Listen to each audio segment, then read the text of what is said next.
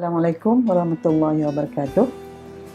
Saya berasa sangat berbahagia kerana sejak bersama dengan FGIN ataupun Persatuan Jaringan Islam Global Masa Depan sejak tahun 2010, alhamdulillah kita telah berjaya membuka 3 buah sekolah, menawarkan satu sistem pendidikan yang lebih tersusun dan bersistematik bagi 600 orang anak-anak pelarian, di mana hampir 95%-nya adalah dari kalangan pelarian Rohingya. Kita telah membuka sekolah Rohingya Education Center REC di Pulau Pinang pada tahun 2010, kemudiannya di Kelang pada tahun 2012 dan yang terakhir adalah pada tahun 2015 di Kuantan.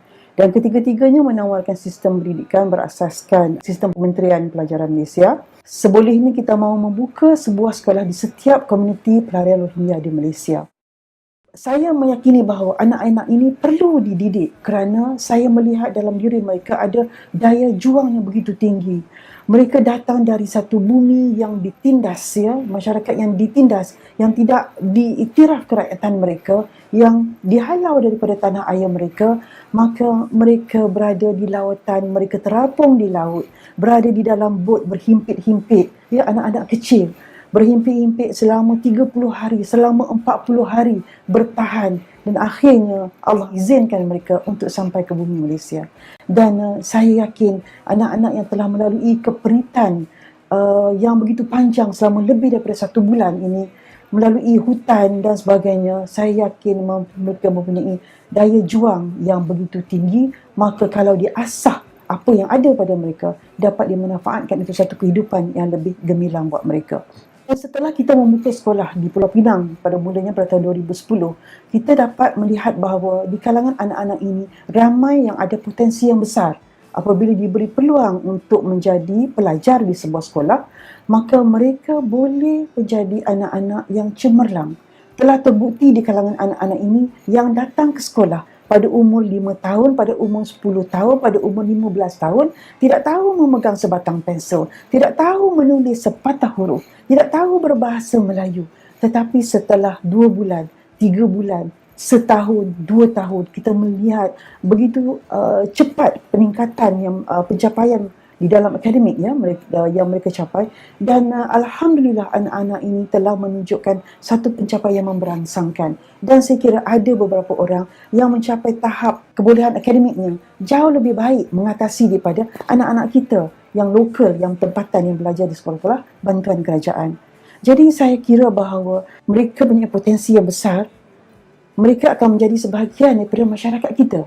Mereka adalah golongan pelarian yang besar kemungkinan akan membesar di sini dan besar kemungkinan akan hidup di sini, matinya pun di sini. Maka mereka adalah yang kita mahu ataupun tidak mahu akan menjadi sebahagian daripada masyarakat kita, maka menjadi tanggungjawab kita untuk menyantuni mereka. Jadi saya mempunyai satu cita-cita yang besar. Satu hari nanti akan lahir di kalangan anak-anak ini golongan profesional, golongan ilmuwan, golongan ulama yang akan bangkit semula untuk menebus maruah umat Islam yang telah ditindas begitu teruk di bumi Arakan.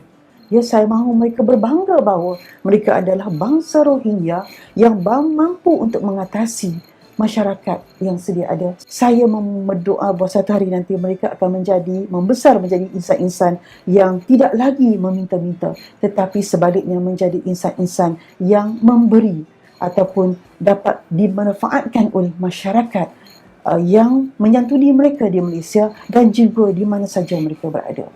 Jadi ini adalah usaha yang memerlukan dukungan dan sokongan yang padu daripada masyarakat di luar sana. Kami di FGIN tidak akan mampu melakukannya tanpa dukungan dan sokongan semua yang ada. Jadi yang kami mohon sekarang adalah bantulah kami untuk mendidik anak-anak ini agar mereka menjadi satu bangsa yang dapat disegani satu hari nanti, dapat menyumbang bukan saja buat umat di Malaysia tetapi untuk umat bangsa mereka di bumi Arakan di sana. Sekian, Assalamualaikum. Selamat malam Rohingya, di sekeliling namu di sisi mayat. Jangan menangis sahabat, ini Tuhan mengujimu. Selamat malam Rohingya, dunia sedang tidur lena. Kami doakan untukmu, sejahteralah selalu. Kami doakan untukmu,